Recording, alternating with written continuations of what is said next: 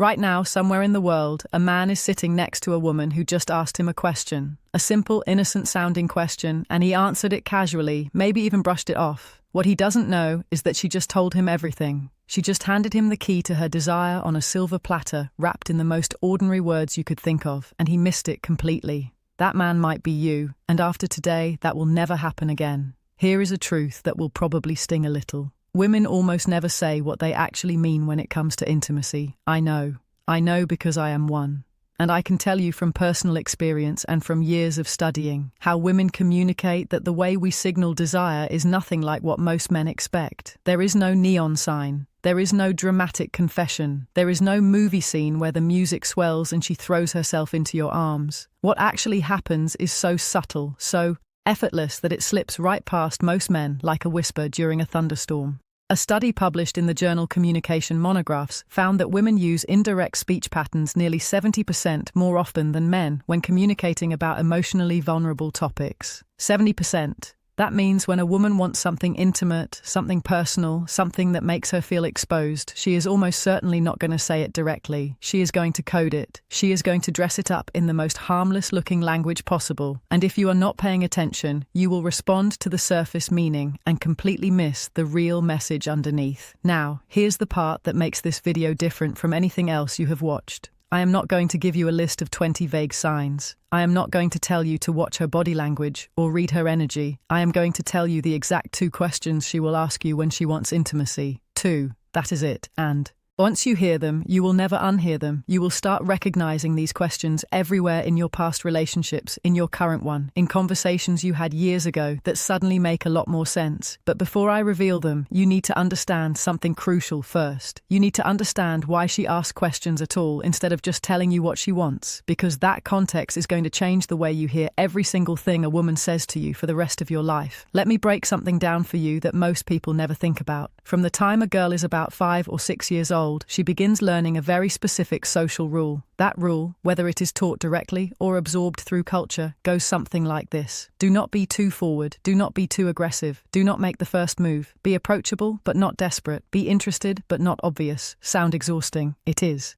But this is the reality of how most women are socialized around the world. Dr. Deborah Tannen, a linguistics professor at Georgetown University, spent decades studying how men and women communicate differently. One of her most famous findings was that women tend to use what she calls rapport talk. That means women communicate to build connection, to test emotional safety, and to gauge how the other person feels before revealing how they feel. Men, on the other hand, tend to use report talk, which is more about exchanging facts and solving problems. So when a woman asks you a question, she is usually not looking for a factual answer. She is looking for an emotional one. She is checking the temperature of the room. She is testing whether it is safe to go further. This is why so many men feel blindsided when a woman suddenly pulls away or loses interest. He thought everything was fine. She was smiling. She was laughing. She even asked him a couple of sweet questions. But from her perspective, she put herself out there, asked the 2 most vulnerable questions she could think of, and he treated them like small talk. He gave her a one-word answer and went back to scrolling his phone. And in that moment, without saying another word, she closed the door. Now that you understand the framework, the operating system behind how she communicates, it is time to talk about the first question. And honestly, when I tell you what it is, your jaw might actually drop at how simple it sounds. The first question a woman will ask you when she wants intimacy is this: what are you thinking right now? I know what you are thinking. That is it. That is the big secret. She asks me what I am thinking.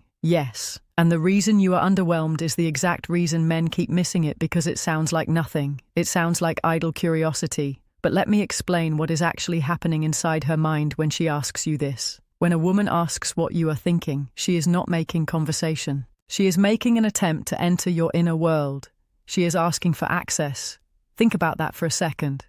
She is essentially saying, I want to know what is happening inside your head right now, in this very moment, because I want to feel closer to you than I currently do. That is not small talk. That is emotional pursuit. Dr. John Gottman, one of the most respected relationship researchers in modern psychology, calls these moments emotional bids. An emotional bid is any attempt one person makes to connect with another person. It could be a touch, a look, a comment, or yes, a question. Gottman's research at the University of Washington found that couples who recognized and responded to each other's emotional bids stayed together at a rate of 86%. Couples who missed or dismissed those bids, they broke up at a rate of 69%. 86 versus 69. That gap is not small. That gap is the difference between a relationship that lasts and one that quietly dies in a living room, while both people wonder, what went wrong? So when she asks you, what are you thinking right now? She is making a bid. She is reaching for you. And how you respond determines everything that happens next. If you say nothing, or I don't know, or something dismissive, she receives that as a rejection, not a dramatic door-slamming rejection, a quiet one, the kind that builds up over time like sediment until one day the river does not flow anymore. But here is the part that connects directly to intimacy. For most women, emotional closeness is the prerequisite for physical closeness. This is not a stereotype. This is neuroscience. Research published in the Archives of Sexual Behavior found that women's sexual desire is significantly more responsive to emotional context than men's, meaning a woman's body does not just respond to physical attraction, it responds to emotional safety, to feeling seen, to feeling valued, to feeling like her inner world matters to the person she is with. And when she asks what you are thinking, she is checking all of those boxes at once. She is saying, do you trust me enough to be vulnerable? Are you present with me right now? Do you see this moment the way I see it? And if your answer tells her yes, something shifts. Not visibly, not dramatically, but internally. A wall comes down. A door opens. She moves one giant step closer to wanting you, not just emotionally, but physically. So the next time a woman looks at you and asks, what are you thinking right now? Do not shrug. Do not dodge. Do not make a joke to deflect. Look at her. Be honest. Even if what you were thinking about is silly or random, because what she is really asking is not about the content of your thoughts. She is asking if you will let her in, but this is only the first half of the puzzle. Because even after she asks this question and you respond well, she has one more question she needs to ask before she fully opens up. And this second question, this one, is even sneakier than the first because it does not sound romantic. It does not sound emotional. It sounds like the most casual throwaway line in the history of human conversation, and that is exactly why almost every man on earth gets it wrong. The second question she will ask you when she wants intimacy is this. Are you tired? Go ahead, laugh, roll your eyes, think it is too simple, but I promise you, by the time I finish explaining this, you are going to replay at least 3 memories in your head where a woman asked you this exact question and you completely blew it. Are you tired? Is one of the most brilliantly disguised questions in all of human communication. On the surface, it sounds like concern. It sounds like she is being thoughtful, checking in on you, making sure you are okay. And sure, sometimes that is all it is. But in certain moments, in certain context, especially late at night, after a date, after a long conversation, after a moment of closeness, this question is not about sleep. It is about permission. What she is really asking is, are you available? Do you have energy for me tonight? Are you going to roll over and go to sleep? Or is something else going to happen? And she phrases it this way for a reason. She phrases it as a yes or no question about fatigue because it gives her plausible deniability. If you say, yeah, I am exhausted, she can nod and say, okay, good night, and no one gets embarrassed, no one gets rejected. The moment passes without any awkwardness, but if you say, no, I am not tired at all, she now has the green light to take the next step, to move closer, to touch your arm, to suggest something, to create the kind of moment she has been building toward all evening. This is the brilliance of female communication, and honestly, men should be taking notes. She manages to ask one of the most loaded questions possible while leaving herself a perfectly safe exit. That is emotional intelligence operating at a very high level. Let me give you a scenario to make this crystal clear. You have been on a great date, dinner, conversation, laughter. You walk her to her door, or you are sitting on the couch at one of your places. The energy has been building all night. She has been leaning into you, making eye contact, finding reasons to touch your hand. And then in a quiet voice, she asks, are you tired? If you say, yeah, kind of, she will smile and say, okay, well, I had a great night. And she will mean it, but she will also be disappointed in a way she will never tell you about because she gave you the signal. She opened the window and you closed it without even knowing it was open. Now compare that to this response. She asks, are you tired? And you look at her with a slight smile and say, not even a little. Something changes in her eyes. You might not even notice it consciously, but she just received confirmation that the next chapter of the evening is possible.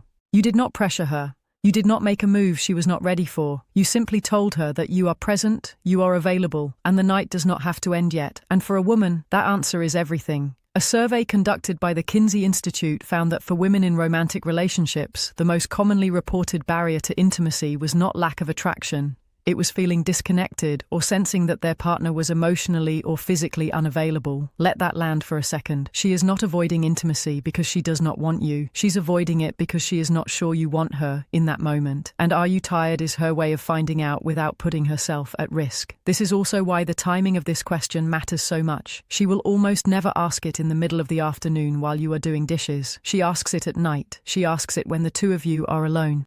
She asks it during a moment that already feels charged. If you start paying attention to when she drops this question, you will begin to see the pattern. It always comes right before a window of opportunity, right before the moment where the night could go one of two ways. Now, here is the part that makes this knowledge truly urgent. When a woman asks both of these questions and you miss them, something happens that is very difficult to reverse. She does not get angry. She does not argue. She does not give you a lecture about emotional availability. She simply files that information away. She categorizes you. And the category she puts you in is not cruel or unfair. It is protective. She labels you as someone who is not tuned into her, someone who is not paying attention. And once that label is applied, she starts to close off slowly, gradually, in ways you will not even notice, until one day she seems distant and you have no idea why. Dr. Sue Johnson, the creator of emotionally focused therapy, has written extensively about this pattern. She calls it the protest withdrawal cycle. One partner reaches out emotionally, the other partner does not respond. And over time, the reaching partner stops reaching, not because they stopped caring, because they got tired of being missed. And for women, these two questions, what are you thinking and are you tired, are often the last emotional bids they make before they begin to withdraw. They are the final test, the last checkpoint before she decides whether this person is safe enough to be intimate with. So if you have ever been in a situation where everything seemed fine, and then suddenly she was cold or distant, go back in your memory. Think about the conversations you had in the days before the shift. I am willing to bet she asked you one or both of these questions, and I am willing to bet your response was something forgettable. So now that you know the questions, the obvious next step is knowing how to respond when you hear them. And honestly, the answer is simpler than you think. When she asks, "What are you thinking right now?" give her something real. It does not have to be profound. It does not have to be poetic. You could say, "I was just thinking about how good this feels sitting here with you." Or, "Honestly, I was thinking about something random, but now I am thinking about you." What matters is not the content. What matters is that you showed up. You gave her something instead of nothing. You opened the door she was knocking on. When she asks, "Are you tired?" and you sense that the moment is right, say, "No." Say it with warmth. Say it like you mean it. You do not need a smooth line. You do not need a movie-quality response. You just need to communicate one thing. I am here. I am present. And I am not going anywhere tonight unless you want me to. That is it. That is the whole formula. Be present when she asks the first question. Be available when she asks the second. Those two responses given at the right moments will do more for your connection with her than any grand romantic gesture ever could. Here's something I want to leave you with. Women are not mysterious. We are not impossible to read. We are not playing games or speaking in riddles for fun. We communicate the way we do because we have been taught that vulnerability is risky and rejection is painful, and the safest way to reach for someone is to do it with words that do not cost too much if they are not returned. These two questions, what are you thinking right now, and are you tired, are not random. They are calculated. They are intentional. They are the result of a woman deciding that she trusts you enough to let you in. But she needs to know if you are ready before she takes that final step. And now that you know this, you have a responsibility not to manipulate, not to game the system, but to pay attention, to listen with more than your ears, to hear what she is really saying underneath the words she chooses. Because when a woman asks you these questions and you respond with presence, with warmth, with genuine attention, you are not just answering a question, you are telling her that she is safe. And for a woman, safety is the foundation of everything. Now, if what you just learned shifted something in the way you think about female communication, do me a favor. Do not just click away. Leave a comment below with the word signal. Just that one word. I want to see how many of you actually made it to this point and absorbed what was shared here today. Because the people who comment are the ones who internalize information. And internalizing this is the difference between knowing it and living it. And one more thing before you go. You now know the two questions she asks when she wants intimacy. But questions are only one part of the equation. The other part, her body. Specifically, there are 3 places on her body that if she allows you to touch are a dead giveaway that she wants you. Not maybe, not kind of, she wants you. And most men have no clue what those 3 places are, which means they are constantly second-guessing themselves when the answer is literally right in front of them. I made an entire video breaking this down called If She Lets You Touch These 3 Places, She Wants You. It is on your screen right now. Click it, because if you pair what you just learned today with what that video teaches you, you will never misread a woman's signals again. Go watch it now. Seriously.